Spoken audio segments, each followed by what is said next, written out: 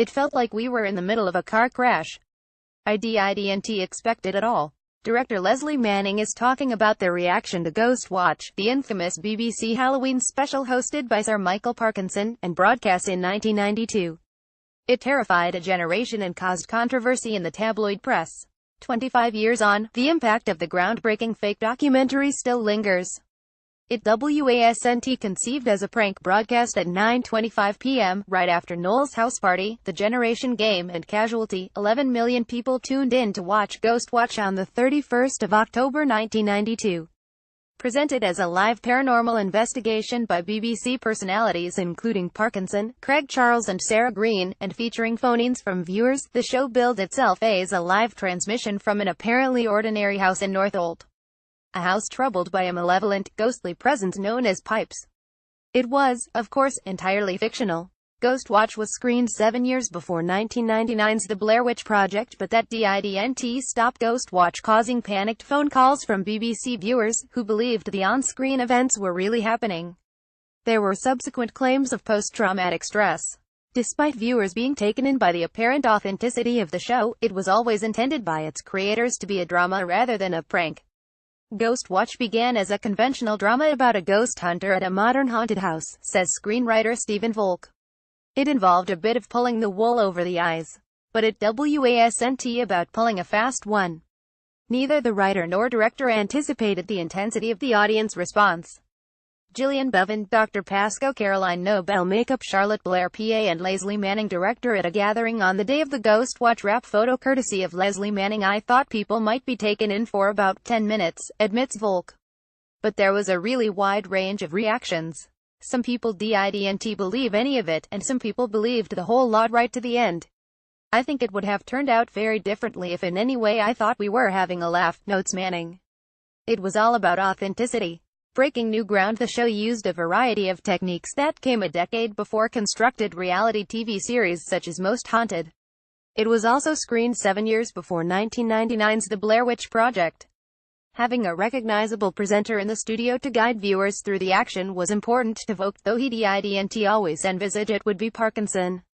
We always wanted real presenters.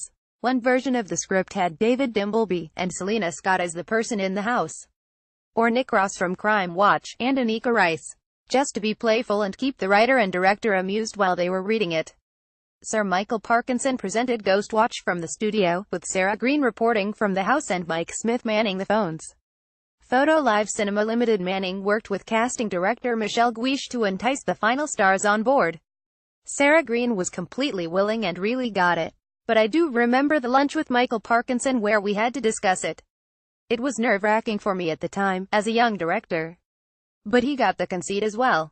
As well as using well-known and trusted presenters, the team employed various other techniques to heighten the realism. When we were making it, we were breaking new ground all the time, says Manning. The infrared camera had just been used in the first Gulf War, so we asked the news department if we could borrow it. And I got terribly excited about a vox pop who didn't want to be seen, and Wed just got pixelation, so we pixelated his face. We were exploring all the time.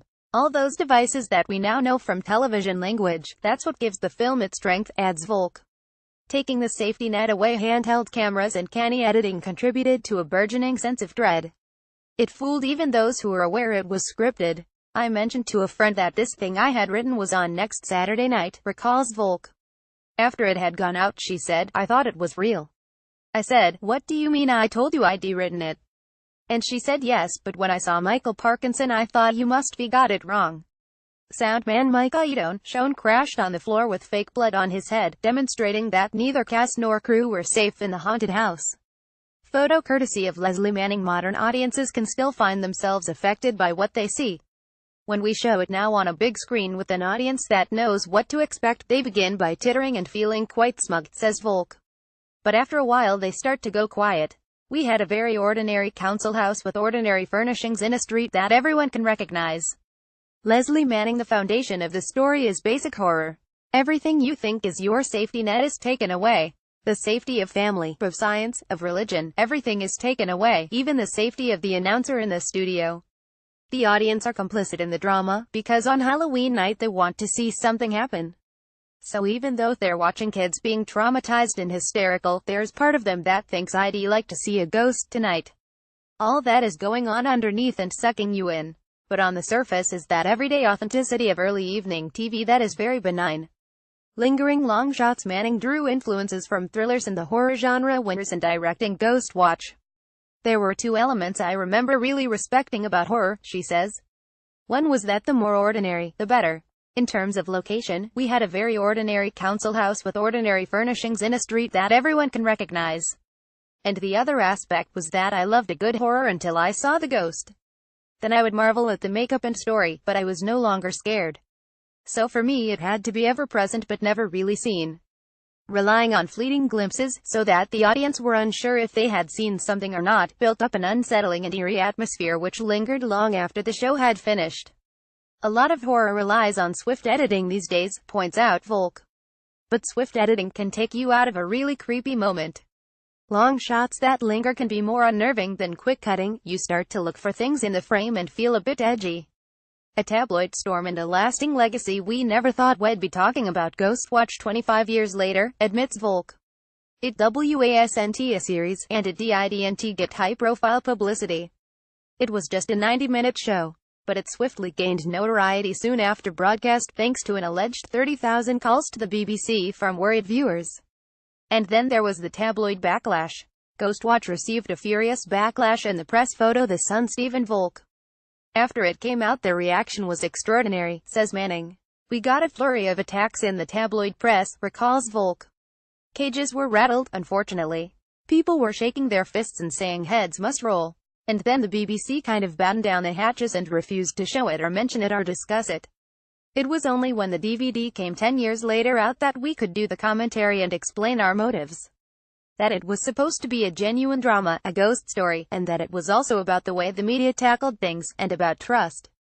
Though the show has never been broadcast again on the BBC, the subsequent DVD release and big screen showings have brought the show to a new audience, as well as reminding original fans what they were so scared of.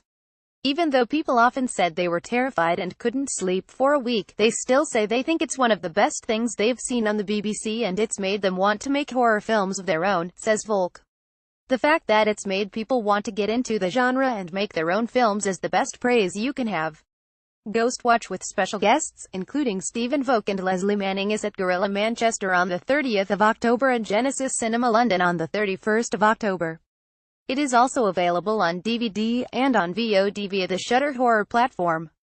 More from Erie, Indiana. The Stephen King-inspired TV show decades before Stranger Things, The Exorcist's Deadly Curse explored 45 years on classic horror films, screening in cinemas this month.